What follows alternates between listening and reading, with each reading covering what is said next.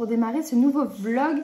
Faites pas attention à mes cheveux, il faut que je prenne rendez-vous chez le coiffeur, donc je ne recoupe pas ma frange pour qu'elle puisse me la faire correctement. Parce que j'ai attrapé des trous un peu partout dû à la grossesse. Donc je vais demander à ce qu'elle me refasse tout correctement. Je vous retrouve car je dois vous montrer mon cadeau de Noël de la part de mon chéri que j'ai reçu plus d'un mois après. Parce que le furet attendait de recevoir un livre qui devait sortir le 7 novembre il me semble. Donc j'ai tout ça. On va commencer par le coupable. Ils attendaient de recevoir Meurtre et Pudding de Noël de Johan Fluke. Donc ça, c'est le tome 11 d'une de mes sagas chouchou de Anna Swenson. Je ne vais pas vous faire la 4e car, étant donné que c'est un 11e tome, j'ai pas envie de vous parler un peu de ce qui s'est passé avant. Donc je vous laisserai découvrir le tome 1 si ça vous tente. J'ai ensuite pris Tlégaré de Donato Carriti. Donc c'est celui-ci. Pareil, c'est le tome 3 d'une saga. Donc je m'abstiendrai de vous faire la 4e. Et ensuite, on est sur 4 romans Charleston. Donc la première, c'est La promesse cachée de Lucinda Riley.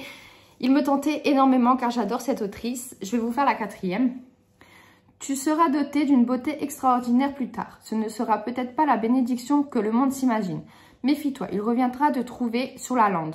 Nul ne peut modifier le cours du destin. Léa Thompson, jeune femme d'une beauté saisissante, née au sein d'une famille modeste du Yorkshire, n'a jamais oublié les paroles de la vieille femme de son village. Devenue une célèbre mannequin, elle travaille à Milan, Londres et New York avec les plus grands photographes de mode. Mais malgré cette vie luxueuse, un événement traumatisant ne cesse de la tourmenter. Léa est toujours hantée par cette prophétie et par les fantômes de son passé qui semblent mystérieusement mêlés à l'histoire tragique de 2 enfants polonais pendant la Seconde Guerre mondiale. Comme tous les Lucinda Riley, il m'a l'air génial. Ensuite, j'ai pris Retrouvailles à la librairie de Wellfleet de Kristen Higgins. Je ne sais pas si c'est comme ça que ça se prononce, donc c'est celui-ci. Je vais vous faire également la 4e. Harlow Smith est fière de la librairie qu'elle tient avec son grand-père et de l'ambiance cosy qu'elle l'a su y créer au cœur de la station balnéaire de Cape Cod. Une cheminée, un petit café, des alcôves aménagées en coin lecture ainsi qu'un jardin fleuri font le succès de sa boutique. À 35 ans, Harlow mène ainsi une vie tranquille rythmée par son travail, ses sorties en kayak et ses soirées quiz, jusqu'au jour où un jeune homme fait irruption dans la librairie. Matthew, l'enfant qu'elle a confié à l'adoption 18 ans plus tôt, dans le plus grand des secrets. Si Harlow est bouleversée, c'est aussi le cas de Monica, la mère adoptive de Matthew, qui n'imaginait pas que son fils cherchait à rencontrer sa mère biologique. L'été s'annonce plein de surprises. Ensuite, j'ai pris le tome 2 de El Cosimano, qui veut la peau de mon ex-mari. Pareil, je m'abstiens de vous faire la 4e pour vous laisser découvrir le premier tome, qui est au passage génial. Et ensuite, j'ai pris Le chant des Highlands de Sarah Lark, La promesse des étoiles, c'est celui-ci. Écosse 1873. Hayley, Donna et Katrina, issues de la prestigieuse lignée des Hards, grandissent au sein de l'aristocratie écossaise. La tête dans les étoiles, les 3 cousines s'imaginent parcourir le monde, bien loin des conventions imposées par leur famille et leur rang. Tandis qu'Hayley veut explorer le ciel, Donna rêve de voler en montgolfière et Katrina, elle, espère devenir actrice de théâtre. Le jour où elles sont admises à l'école Saint-Léonard, le premier lycée écossais pour filles, leur rêve semble enfin à portée de main. Mais lorsque Hayley doit rentrer d'urgence auprès de ses parents, les destinées des 3 jeunes femmes prennent des tournures inattendues et elles se retrouvent dispersées aux 4 vents. Ça m'a l'air pas mal. Alors vous m'excuserez pour cette toux, depuis que j'ai été malade, j'arrive pas à m'en défaire. Donc je vais vous reprendre juste après pour vous faire la chronique que je dois vous faire. Je vous reprends du coup pour vous parler de Parmi les fleurs brisent les secrets de Adrienne Young. Alors déjà la couverture est magnifique, le jaspage est également incroyable et on a le petit marque-page qui va avec. Pour du coup vous parler de l'histoire, on va suivre June Farrow qui est propriétaire de la ferme aux fleurs et qui ne veut pas d'enfants pour éviter que la malédiction se poursuive avec sa fille, ses petits-enfants, etc. June entend des voix et des bruits et voit une mystérieuse porte rouge jusqu'au jour où elle décide de la prendre. Et je m'arrête là pour vous laisser deviner, pour vous découvrir en fait l'histoire vous-même. Déjà, les personnages sont hyper attachants. Ce livre est une pépite, mais dans tout. C'est fluide, c'est addictif. Vous voulez à tout prix atteindre la page 450 pour connaître le fin mot de l'histoire. Et il est vraiment génial. Je l'ai encore en tête. J'arrive pas à me défaire de cette histoire. J'ai réussi à plonger dans cet univers et je crois que j'attends encore de repasser la porte pour revenir dans notre monde parce que c'est vraiment compliqué pour moi de passer à autre chose. Donc, j'ai qu'une chose à dire, c'est foncez. Vraiment, c'est incroyable ce livre. Mais je ne vais pas m'attarder dessus parce que je ne peux pas trop vous en parler par peur de vous dévoiler une partie de l'histoire.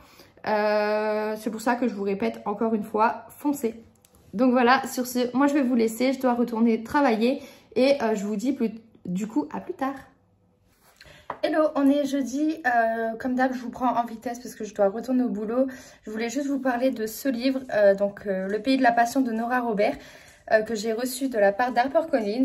Il me reste 40 pages et j'adore, j'ai hâte de lire le tome 2 d'ailleurs, mais je sais pas quand je vais le lire.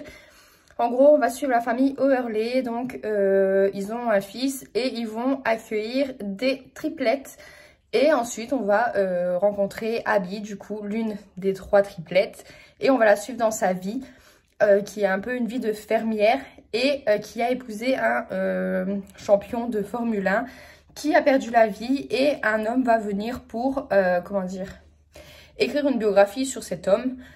Et elle voudrait donner une bonne image de son conjoint, du coup, pour ses enfants. Et on va suivre du coup ses péripéties. Donc je vous en reparlerai une fois qu'il sera terminé. Mais pour le moment j'aime énormément. Après il me reste 40 pages donc je pense que ça va continuer dans cette lancée. Mais j'aime énormément donc je vous en reparle très vite. Hello, on est mercredi. Je vous retrouve pour vous parler de ma lecture terminée. J'ai 2 lectures en cours mais je vais vous parler d'une seule car l'autre est restée au boulot. Et d'une de mes réceptions. Alors pour la lecture terminée il s'agit du Pays de la Passion de Nora Robert. Je vous avais fait un peu le speech de l'histoire, donc je ne vais pas le refaire. Mais ce que je peux vous dire, c'est que j'ai adoré déjà retrouver la plume de l'autrice, que je n'avais pas lu depuis quasiment 2 ans. J'ai adoré les personnages, j'ai adoré l'histoire, l'ambiance, surtout ce côté nature. Donc c'est un début de saga qui me semble très prometteur. J'ai le tome 2 dans ma palle que j'ai reçu aussi des éditions HarperCollins. Donc je vais essayer de le sortir rapidement. Et je vous en reparlerai du coup très vite. Mais un conseil, commencez cette saga. Même si on a énormément de sagas en cours. Concernant ma réception, j'ai reçu des éditions Erol. Tu verras, les âmes se retrouvent toujours quelque part de Sabrina Philippe en édition collector que je trouve magnifique. Donc c'est celui-ci. Je vais vous faire la 4e. Elle est encore jeune. Un peu connue, mais déjà lasse. Elle parle d'amour à la télé, mais peine à trouver du sens à sa propre histoire. Un jour, ses pas la guident vers l'île Saint-Louis. Dans un café, elle fait une rencontre qui va bouleverser sa vision du monde, de l'amour et transformer sa vie. Elle a les cheveux blancs et les yeux clairs. Autrefois journaliste, elle a cherché l'amour dans les bras d'hommes qui l'ont plus ou moins aimée jusqu'à ce que l'évidence d'une rencontre éclipse toutes les autres. Dans un café de l'île Saint-Louis, elle est venue trouver la jeune femme qui parle d'amour pour lui transmettre une révélation. Il a des boucles brunes et un regard noir. Il se souvient des temps anciens de leur rencontre. Il sait que leur amour est au-delà de l'amour, car ils sont âmes sœurs. Dans ce café de l'île Saint-Louis, ils se sont croisés une fois de plus, mais ils devront encore attendre toute une vie pour s'unir à jamais. Donc j'ai vraiment hâte de le sortir de ma palle. Et pour ma lecture en cours, il s'agit de Premier mois de vivre de Yves Le Bihan. C'est celui-ci. Donc c'est un petit bébé qui fait à peu près 353 pages et j'en ai lu 134. Ça donne ça. Pour le moment, j'aime beaucoup la plume de l'auteur. Donc c'est une découverte pour moi. J'aime beaucoup l'histoire aussi, mais j'attends d'avancer un peu plus pour pouvoir vous en parler plus amplement, car j'ai envie de vous donner un peu plus d'infos que ce que je n'ai déjà. Mais je vais la poursuivre et je reviendrai vous en parler demain pour clôturer ce vlog. Donc voilà, sur ce, moi je vous dis à plus tard. Hello, je vous retrouve aujourd'hui pour clôturer ce vlog, mais aussi pour vous parler de ma lecture terminée. J'ai lu Le vent de l'espoir de Anna Jacob, donc Vers la terre promise, aux éditions L'Archipel, qui m'ont envoyé à titre gratuit dans le cadre du partenariat que j'ai avec eux. Je l'ai lu en lecture commune avec Quand la mouette bouquine sur Instagram. Pour vous faire un peu le speech de l'histoire, on va suivre Lisa qui est bonne et qui va être récupérée par son père dans la famille chez qui elle vit et chez qui elle travaille pour aider sa mère qui est mourante. Sauf qu'elle apprend que son père va la marier avec un homme, un veuf, et elle ne veut pas se marier avec lui. Du coup, elle va trouver une solution pour s'échapper. Et elle va partir vers l'Australie. Donc c'est un roman qui est très très intéressant. Moi j'ai jamais lu de roman sur l'Australie. L'autrice n'épargne pas Lisa, pas du tout même. Donc je suis restée en apnée jusqu'à la fin de ce roman. Je voulais à tout prix connaître la fin.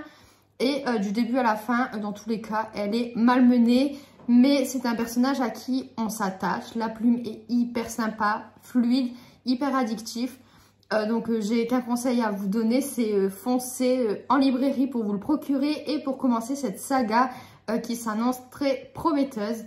Donc voilà, je vais commencer une nouvelle lecture juste après, mais je ne l'ai pas avec moi, je l'ai pris au boulot, comme d'habitude. Mais je vous en reparlerai dans le prochain vlog. Sur ce, je vais vous laisser. J'espère que vous avez passé un agréable moment en ma compagnie et que je vous ai donné envie de lire certains livres. Donc voilà, je vous dis du coup à la prochaine.